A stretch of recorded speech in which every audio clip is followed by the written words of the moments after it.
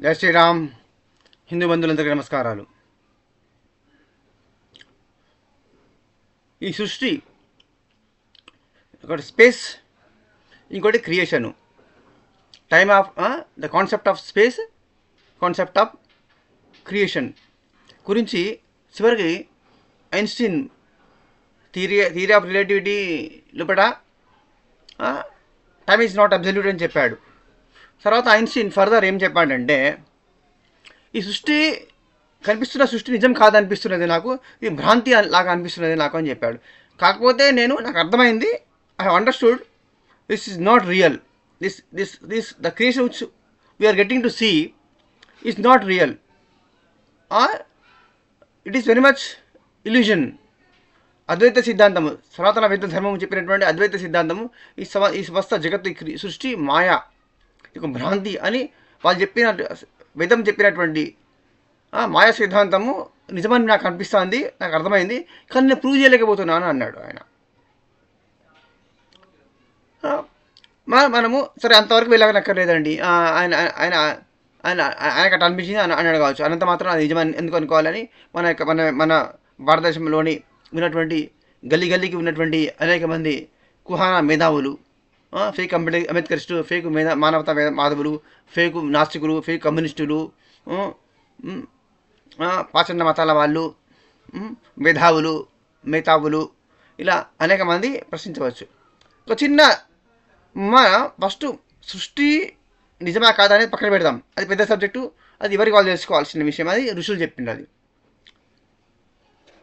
What is your authority, what is my authority, దాని గురించి మాట్లాడేందుకు నీకేం అధికారం ఉన్నది, నీకేం అర్హత ఉన్నది, నాకేం అర్హత ఉన్నది, ప్రపంచంలో ఎవరికి అర్హత లేదు ఫర్ దట్ మ్యాటర్. ఐన్స్టీన్కి అర్థమైంది కానీ నిరూపించలేకపోతున్నాను. ఐన్స్టీన్ అయిన తర్వాత నాకేం అర్హత ఉంటుంది మాట్లాడేదానికి. కాకపోతే ఉపనిషత్తులు గీత బాగా చదివి డెప్త్గా అర్థం చేసుకుంటే, ఉపనిషత్తు బాగా డెప్త్గా అర్థం చేసుకుంటే మనకు కొంచెం అవగాహన కలుగుతుంది. ఫర్ ఎగ్జాంపుల్, ఇప్పుడు నిన్ను చూస్తాను, నువ్వు నన్ను చూస్తాను. మన మనుషుల మన ఇంట్లో నలుగురు, అమ్మ నాన్న, అక్క చెల్లి, భర్త, భార్య, పిల్లలు, పెద్దలు, ముసలాళ్ళు, తాత, మామ ఉన్నారా లేదా? అందరూ మిత్రులు, బయట పోతే మిత్రులు ఉన్నారు, శత్రువులు ఉన్నారు, అందరూ ఉన్నారు. చూసినప్పుడు మనకి ఏం కనబడుతుంది? శరీరం కనబడుతుంది, బాడీ కనబడుతుంది. శరీరము లోపల శరీరం ఒక్కటేనా? ఇంతేనా? ఇదేనా నిజము? శరీరం లోపల స్కెల్టన్ లేదా? అస్థిపంజరం స్కెల్టన్ లేదా? బోన్స్ లేవా? దీనిలో రక్తం ప్రవహించడం లేదా? మజిల్స్ లేవా? ఎన్ని ఆర్గన్స్ ఉన్నాయి లోపల, బాడీ లోపల? ఈ ఆర్గన్స్ అన్ని కనిపిస్తున్నాయా మనకు? అంటే మనము పూర్తిగా చూడగలుగుతున్నామా? మన కళ్ళతో చూడటం లేదు. మన శరీరాన్ని మనం పూర్తిగా చూడలేకపోతున్నామే. కనీసం మన కళ్ళు వెనక్కి వెళ్ళి మన వెన్ను పూసి చూడగలుగుతుందా? మన వెన్ను చూడగలుగుతుందా? చూడలేదు. అంటే ఏంది? కళ్ళకు ఉన్న శక్తి చాలా తక్కువ, అవునా కదా? ఫర్ ఎగ్జాంపుల్, మన కళ్ళకు ఉన్న శక్తి తక్కువ కాబట్టి అది పూర్తిగా నిజాన్ని చూడలేదు. అర్థమైంది కదా? చెవులు 40 డెసిబెల్స్ కంటే తక్కువ శబ్దం ఉంటే వినపడుతుంది మనకు. కుక్కకి వినపడిన శబ్దం మనకి వినపడుతుందా? కుక్క వినపడే ఏదో వినగలుగుతుందో అది మనం వినగలుగుతామా? వినలేము. మనకు కొంచెం సౌండ్ ఎక్కువ ఉంటేనే మనకి వినపడుతుంది. చాలా తక్కువ సౌండ్ ఉన్నప్పుడు మనకి వినపడదు. కుక్క వినపడుతుంది. స్విట్జర్లాండ్ నుంచి ఆర్కిటిక్ నుంచి వచ్చే పక్షులు మన కొల్లాపురం, మన ఆంధ్రప్రదేశ్ పట్ల కొల్లాపురానికి వస్తాయి. అవి కులం బాగా కొడతాయి. లేకపోతే అక్కడ ఇంకా ఉన్నది సరస్సు ఉన్నది. ఇక్కడ నుంచి రష్యా నుంచి వస్తాయి పక్షులు, పెంగిని పక్షులు. రష్యా నుంచి పక్షులు వస్తాయి మన భారతదేశానికి, తెలంగాణ ప్రాంతానికి, విజయవాడకు వస్తాయి, హంసల దీవికి వస్తాయి, సముద్రాల దగ్గరికి వస్తాయి. మరి అన్ని వేల కిలోమీటర్లు నాన్ స్టాప్గా ఆకాశంలో ఎట్లా ఎగురుతాను ఇంత పక్షి? అది తినేది ఒక గింజ. మరి అది దాదాపు నెల రోజులు ఎగురుకుంటూ వస్తుంది. నెల రోజులు పడుతుంది దానికి. మరి నెల రోజులు ఒక చుక్క నీళ్ళు దిగదని సముద్రంలో ఒక చుక్క నీళ్ళు తాగదు, ఉప్పు నీళ్ళు తాగలేదు, ఒక గింజ తీరలేదు, ఆహారం ఉండదు. ఆకలితోని భరించుకుంటూ నెల రోజులు నాన్ స్టాప్ రెస్ట్ లేకుండా పగలు రాత్రి పూట కూడా ఎగురుకుంటా నాన్ స్టాప్గా ఇక్కడికి వచ్చి అవ్వాలుతుంది. అది ప్రతి సంవత్సరం వచ్చి మళ్ళీ పోతాయి. అంత చిన్న పక్షికి అంత శక్తి ఎట్లా వచ్చింది?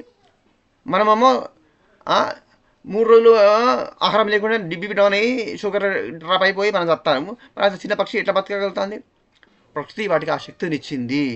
రాత్రిపూట మనం ఎట్లా గుర్తించగలుగుతుంది? అది సముద్రము మొత్తం చుట్టూ సముద్రానికి జలాలు కనబడుతున్నాయి, చుట్టూ ఆకాశంలో అంతా ఆకాశం మెగాతో కనబడుతున్నది, వర్షం వస్తుంటే బబ్బులు వస్తుంటాయి.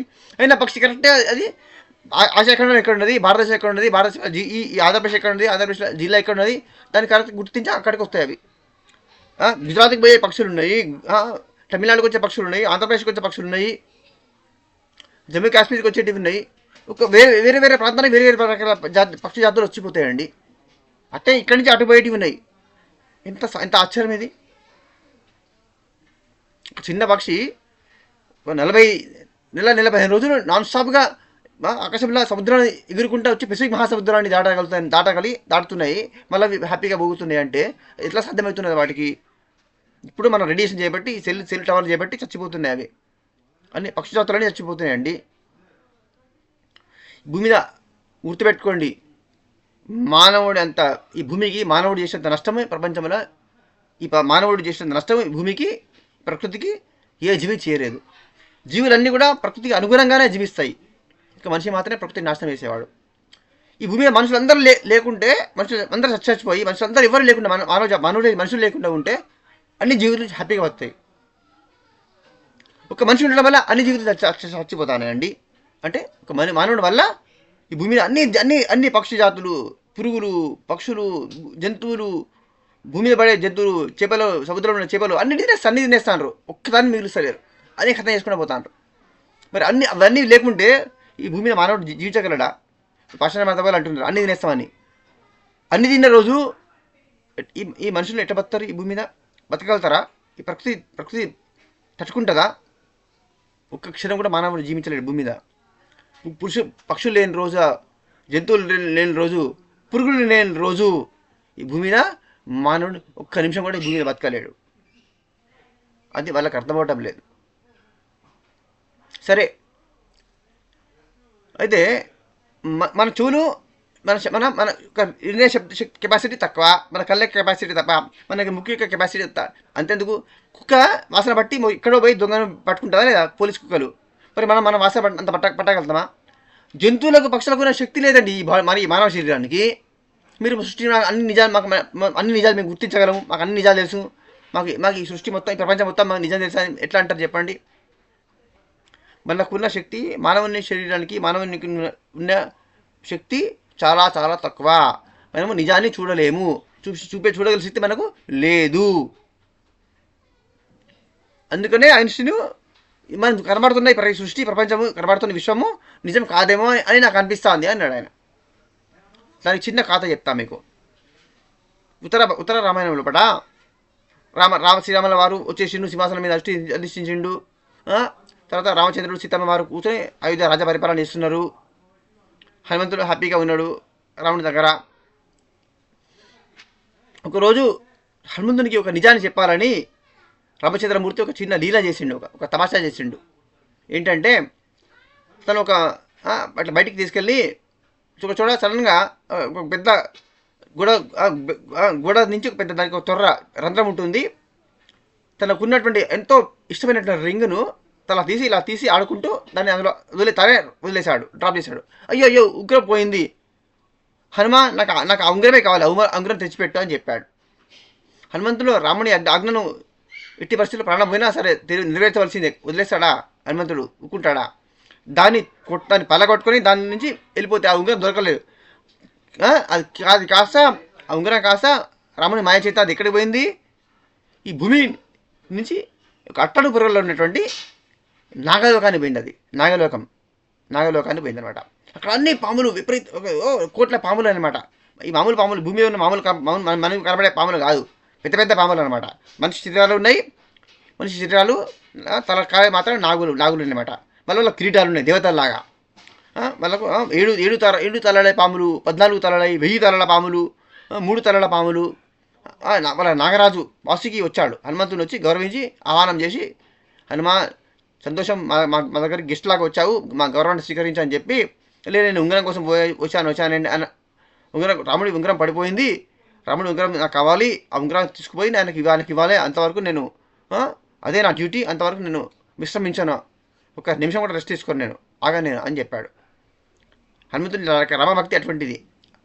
వాసుకి రాంగరాజు గారు నవ్వి, నాగరాజు ఒక దగ్గర ఉంగరం వచ్చింది ఇక్కడ పడింది, మేము చూపిస్తారా అని చెప్పి వెళ్ళాడు. అక్కడ వాళ్ళ వాళ్ళ వాళ్ళ వాళ్ళ ప్యాలెస్ పక్కన ఉన్నటువంటి ఒక పూల్ ఉందన్నమాట, ఒక పాండ్, కొలను ఉంది. ఆ కొలంలో చూపించాడు. తెల్లగా మెరిసిపోతున్నాయి నీళ్ళు, చల్లగా నీళ్ళు మెరిసిపోతున్నాయి అన్నమాట. మొత్తం కాంతి పడి దగ్గర దగ్గర వాటర్ షైన్ అవుతున్నది. అందులో 1000 ఉంగరాలు కనపడ్డాయి. అన్నీ సేమ్ ఉన్నాయన్నమాట, అన్నీ సేమ్ ఉన్నాయి. అరే అన్నీ సేమ్ రామచంద్రుని ఉంగరం లాగానే ఉన్నాయే, అన్నీ అలాగే ఉన్నాయే, టిక్గా ఉన్నాయి. అందులో ఏ ఉంగరం తీసుకోవాలి నేను, ఏ ఉంగరం రాముడిది ఉంగరం అందులోనే పడింది తీసుకో అని అన్నాడు నాగరాజు. వాసుకి, ఆయన పేరు వాసుకి అనమాట. తీసుకో ఉంగరం తీసుకొని వెళ్ళు, అందులో ఏ ఉంగరం రాముడిది, ఏది తీసుకొని వెళ్ళాలా అన్నప్పుడు వాసుకి చెప్పాడు, ఈ సృష్టి, విశ్వము, ఈ అవతారాలు, ఈ సృష్టి, ఈ ప్రపంచము, ఈ కృత త్రేత ద్వాపర కలియుగం, ఇవన్నీ సైకిల్, ఇవన్నీ చక్రం, కాలచక్రం తిరుగుతూనే ఉంటుంది. ఏది పర్మనెంట్ కాదు, వస్తుంటుంది పోతుంటుంది. ఇదంతా కాలచక్రం అనమాట, ఇలా తిరుగుతూనే ఉంది. ఈ రాముడు ఎన్నోసార్లు అవతారం ఇచ్చిండు, హనుమంతుని నువ్వెన్నోసార్లు అవతారం ఎత్తావు, నీకు ఇదే నిజం అనిపిస్తుంది, కాదు ఇది నిజం కాదు. ఇలాంటివి ఇక ముందు ఇటువంటి రామాయణాలు ఎన్నో జరిగినాయి. రాముడు ఎన్నోసార్లు వచ్చిండు, హనుమంత నువ్వు కూడా ఎన్నోసార్లు వచ్చావు, ఇలాంటి వాళ్ళు ఎంతోమంది వచ్చారు. ఇక ముందు కూడా ముందు ఇట్లా యుగం తిరుగుతుంది, మళ్ళీ కృత త్రేత మళ్ళీ వస్తుంది, మళ్ళీ త్రేతాయుగం వస్తుంది, అప్పుడు మళ్ళీ రామాయణం జరుగుతుంది. మళ్ళీ రాముడు మళ్ళీ ఏదో విశ్వం నుంచి మరొక రాముడు వస్తాడు, మళ్ళీ హనుమంతుడు వస్తాడు. ప్రతిసారి కూడా రాముడు ఇట్లా వింగరం పడేస్తాడు, ఒక హనుమంతుడు వచ్చి నీలాగానే వింగరం పట్టుకపోతాడు. కాబట్టి ఇలా ఏ ఉంగరం తీసుకుపోయినా కూడా రాముడు ఉంగరమే, ఏదైనా తీసుకుపోవచ్చు. అన్నీ ఇటువంటి ఎన్నో వస్తూనే ఉంటాయి. మనకు కనపడుతుంది నిజము, మనకు కనపడింది అబద్ధం అనుకోవద్దు. ఇదంతా కూడా ఆయన సినిమా చూపెడతాడు, మనకు సినిమా డ్రామా చూపెడతాడు, సినిమా అనుకోవచ్చు. జగన్నాటకము అంటారు దీన్ని, ఏమంటారు, జగన్నాటకం అంటారు. పరమాత్మ, శ్రీకృష్ణ పరమాత్మ ఏమంటారు, జగన్నాటక సూత్రధారి అంటారు అనమాట. అంటే is the director of this జగన్నాటకం. ఈ విశ్వం అనే డ్రామాను డైరెక్ట్ చేస్తున్నవాడు. స్టోరీ, స్క్రీన్ ప్లే, డైరెక్షన్ మొత్తం కూడా ఆయనదే, ప్రొడక్షన్ కూడా ఆయనదే. నారద మహర్షి అంటాడనమాట, నువ్వు కుట్రలకు కూడా అన్ని గిల్లి కజాలు పెడుతున్నావు, నువ్వు అందరితో తగాదాలు పెట్టి ఫైటింగ్స్ పెట్టి ఆట పట్టిస్తున్నావు అని జోక్ చేస్తే, కృష్ణుడే జోక్ చేస్తాడు నారదుడితో. నారదుడు అంటాడు, జగన్నాటక సూత్రధారి నువ్వు, అసలు ఆడే డ్రామా చేసేదంతా నువ్వు, drama story screenplay direction అంతా నీది, ఊరికే నన్ను బదనాలు చేస్తున్నావు, నేను కలహాలు కొట్లాటలు పెట్టిస్తున్నాను అందరికీ, అందరి మధ్యలో కొట్లాటలు పెట్టిస్తున్నాను, నన్ను బదనాయిస్తున్నాను, తమాషగా జోక్ చేస్తారు వాళ్ళు. జోక్ అండి అది. ఆయన పూర్వ జ్ఞాని, శ్రీకృష్ణ పరమాత్మకు పరమ భక్తుడు నారద మహర్షి మీద జోక్ చేశాడు కృష్ణ పరమాత్మ సొంత ప్రేమతో, అంతే తప్ప అక్కడ డిస్ప్యూట్ అనేది ఏమి లేదు. ఇక్కడ ఏమి చెప్పిండు, పరమాత్మను రమణ మహర్షి, రామకృష్ణ పరమాత్మ అందరూ కూడా ఏం చెప్పారు, ఎలైట్ మాస్టర్స్ అందరూ ఏం చెప్పారు, దిస్ ఇస్ ఏ డ్రామా అని చెప్పారు. డ్రామా అంటే ఏంది, సినిమా అంటే ఏంది, సినిమా నిజమా కాదు, టీవీ సీరియల్ నిజమా కాదు. సినిమాలో హీరో కాల్చి పడేస్తాడు, చంపేస్తాడు. హీరోయిన్ ఫస్ట్ వాడు కిడ్నాప్ చేస్తాడు, లేదా మర్డర్ చేస్తాడు. హీరోయిన్ అమ్మ నాన్నను విలన్ చంపేశాడు, నిజంగా వచ్చారు అక్కడ. హీరో పోయి వాడిని ప్రతీకారం తీసుకుంటాడు. అంత నిజమా కాదు. That is film, story, drama. మనకు నిజం కాండాన్ని నిజంలాగా చూపెడుతున్నారు. అలాగే విశ్వం కూడా నిజం కాని విశ్వాన్ని నిజంగా మనకు సినిమా చూపెడుతుంది. విశ్వం అనే పెద్ద విశ్వం అనే ఒక జగత్తు, ఒక నాటకాన్ని మనకు పరమాత్మ చూపెడతాడు. అయితే అలా చూసినంతసేపు మనం ఇన్వాల్వ్ అయిపోయి అదే నిజం అనుకుంటున్నాం. మనం ఎప్పుడైతే ఇంట్లో బయటపడతామో ఇది నిజం కాదు, సత్యం ఏంటిది అని మనం బయటపడినప్పుడు మనం తెలుస్తుంది. నేను ఆత్మను అంటే ఏంటిది, పరమాత్మ అనే శక్తి లోపల నేను భాగాన్ని, ఆయన నుంచి నేను వేరు కాదు, తన నుంచి నేను ఏమాత్రం వేరు కాదు. I am part of that sun. సూర్యుడి నుంచి సూర్యకిరణం ఎలా వేరు కాదో, నేను కూడా పరమాత్మ అయిన శ్రీకృష్ణ పరమాత్మ నుంచి నేను వేరు కాదు. I am part of him, అతనిలో భాగాన్ని. అతని శరీరం మీద ఉన్నటువంటి ఒక రేణువు, ఒక ధూళికణము, లేకపోతే ఒక శరీరం మీద ఒక రోమం అనుకోండి, ఒక వెంట్రుక అనుకోండి, ఎలా అనుకున్నా తప్పలేదు. సూర్యునిలోనే కిరణం అండి మనం, ఆయన సూర్యుడు మనం కిరణం అనుకోండి, సూర్యకిరణం అనుకోండి, చాలు. ఇది సత్యం అనమాట. ఈశావాస్యం ఇదం సర్వం అని ఈశావాస్యోపనిషత్ చెప్తా ఉంది. వాసుదేవ సర్వమిది, ఈ మొత్తము వాసుదేవుడైన కృష్ణుడే. కనబడుతున్న విషయమంతా కూడా ఆయననే. ఆయన నుంచి విష్ణువు విశ్వము వేరు కాదు, విశ్వమే విష్ణు, విష్ణువే విశ్వము అనే సత్యాన్ని తెలుసుకొని అనేది ప్రతిపాదన. అది మళ్ళీ ఒకసారి గుర్తు చేయడం కోసం రామచంద్రమూర్తి ఈ ఉంగరం పడేసి తమాషా చేసిండు తప్ప ఇందులో ఏ ఉంగరం తీసుకుపోయినా ఒకటే. ఈసారి స్టోరీస్ ఎన్నోసార్లు జరిగినాయి, ఇక ముందు జరుగుతాయని వాసుకి చెప్తే ఆయన మాత్రం సంతోషపడి ఒక ఉంగరం పట్టుకొని మళ్ళీ వచ్చాటండి. అంటే మనకి కనబడుతుంది, ఏది కనబడుతుందో అదే నిజం అనుకొని మనకు కనబడింది అంతా అబద్ధమని ఈ ఫేక్ హోలేగాళ్ళు ఇంటలెక్చువల్స్ అంటారా లేదా, ఆ హోలేగాళ్ళ మాటలు పక్కన పెట్టండి.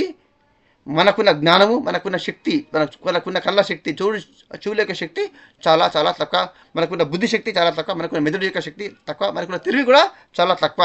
మనకున్న తెలివి ఈ విశ్వాన్ని అర్థం చేసుకునేందుకు సరిపోదు. దానికి ఒకటే మార్గము. తెలుసుకోవాలంటే మీరు ఏం చేయాలి? యోగా, ప్రాణాయామము, ధ్యానము చేయాలి.